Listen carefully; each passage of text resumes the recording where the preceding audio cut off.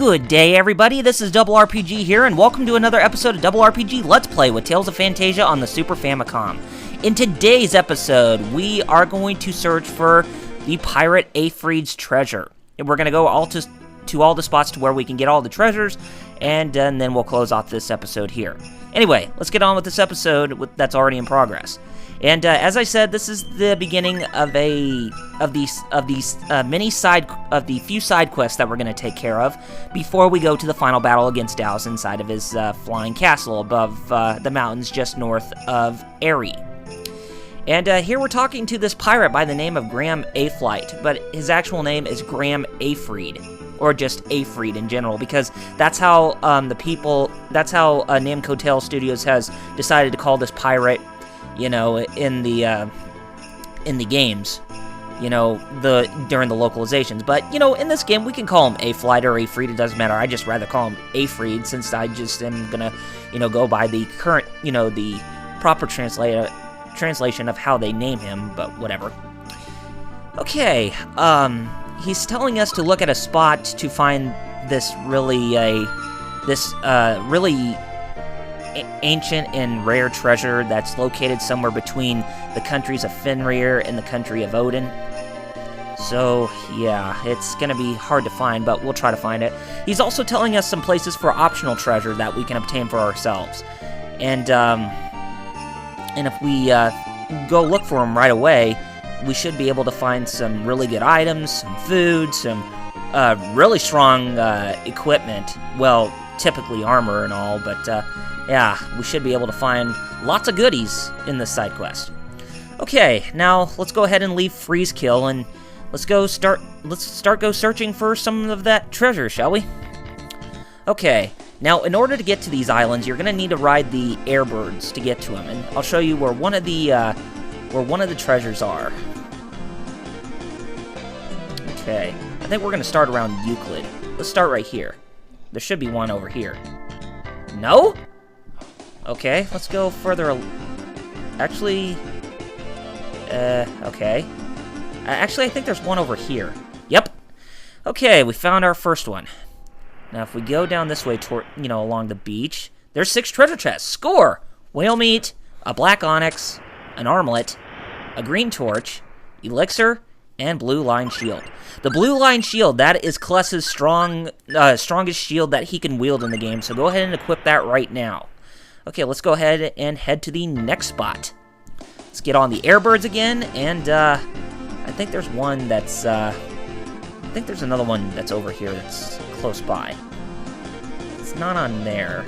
Is it here? Yep. Who would have thought that we would have, you know, found a place over here that's gonna, you know, hold treasure. It's along this cliff area. Kind of looks like the Valhalla Plains, but just something else. Okay, we found a blue candle and a Saphira. Now, the blue candle is something we're going to be using when we're going inside the Moria Gallery much, much later. You know, with the lower levels, because there are a couple of places where the,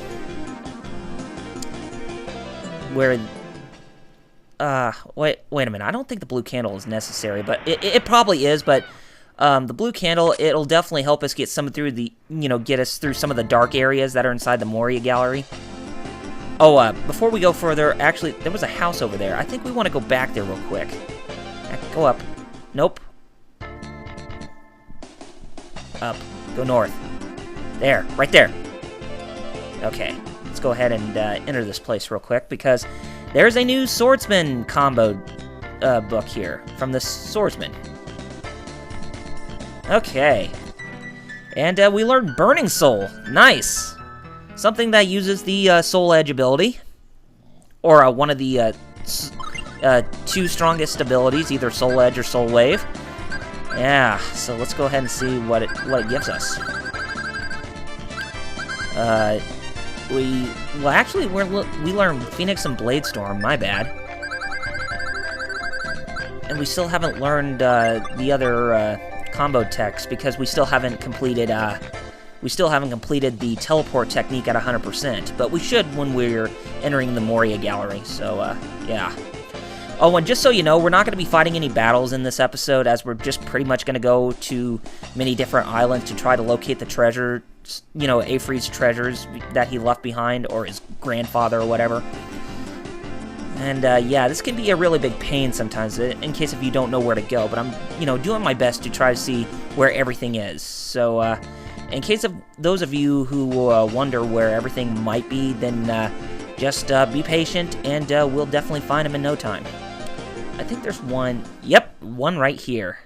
And it's another grasslands area. And we got a mental ring, an elixir, and a dark seal. Okay.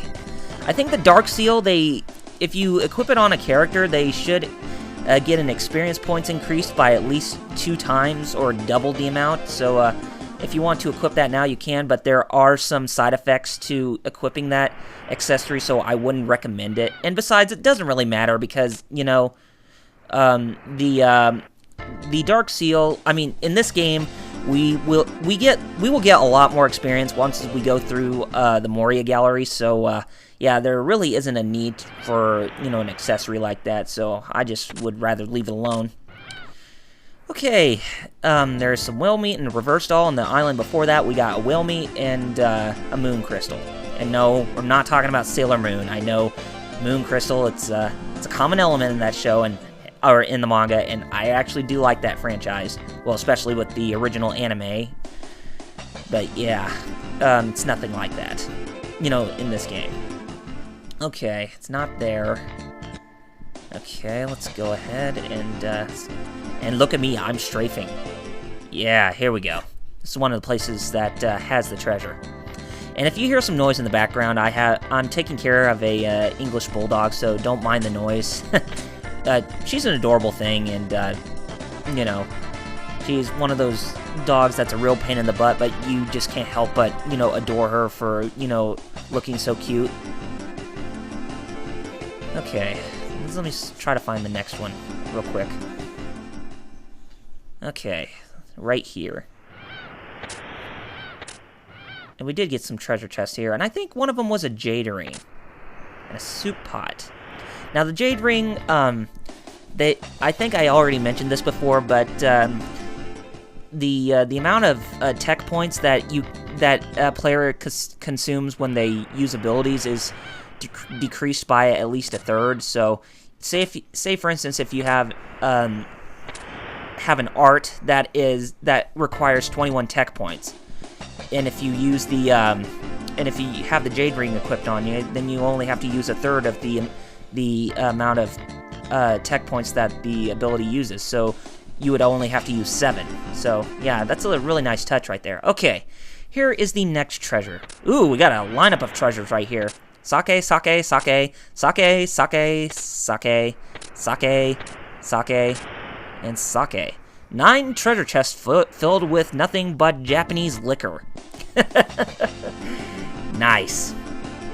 Yeah, in case if you didn't know what sake was, or what sake is, it's Japanese liquor. It's a special type of Japanese liquor. Okay, here's the next spot. And what do we got right over here? Got 6 treasure chests. Nice. A red lantern, a red line shield, elven boots, a mysterious weapon, a cat's eye, and an elixir. Nice. Okay, let's go to the next spot. Okay, over here. Let's see, what do we got? Got 3 treasure chests. We got whale meat, a silver cape, and a resist ring. Okay. Alright, let's get out of this spot and go to the next area. I notice that I'm cutting ahead to the different places, as, you know, this process can take a little while, so in case if you don't know where to go, so yeah, just bear with the time skips, you know, that I'm doing here, people. Got 3 treasure chests full of whale meat. Okay. Alright, let's go to the next area. Okay, what do we got over here? 3 treasure chests.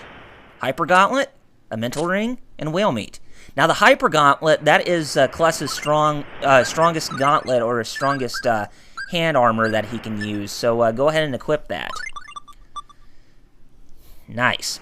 And the gold, you know, the golden type of armor that, you know, that Kless equips, that is the stuff that he's wearing is considered to be Paladin's armor, because, you know, the Paladin, it's like the strongest type of knight in like medieval times, so, and, you know, fantasy and mythology and that kind of stuff. So yeah, it's a good thing that they pay an homage to that.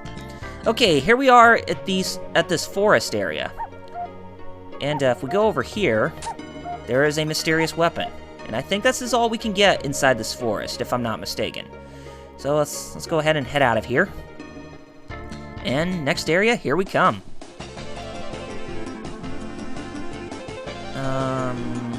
Not there. Oh yeah, there was one by the Long Valley. Okay, let's go ahead and check here.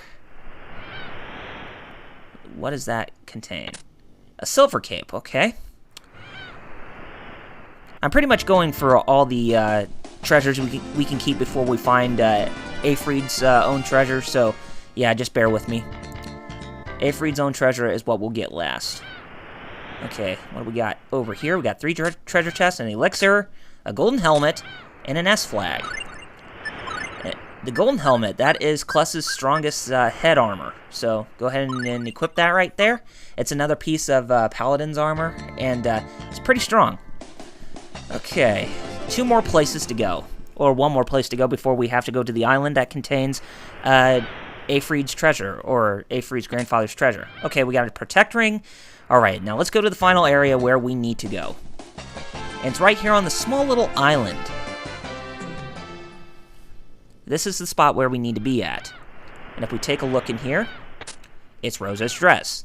That is what Graham Ayflite, or Graham Aifread, was looking for all this time. So let's go ahead and head back to Freezekill, since we pretty much looked at all the islands that we found all the treasures on, and we can go ahead and make our way back over to Freezekill so we can talk to Graham once more, and then we will close off this episode. We'll keep things pretty short today because, you know, for this type of side quest, it's pretty easy, and then the next one, it's going to take about maybe 4 or 5 episodes to get through, because the Moria Gallery, it's pretty long.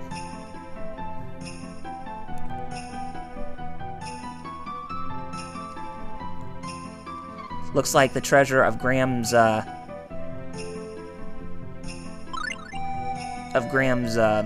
you know, his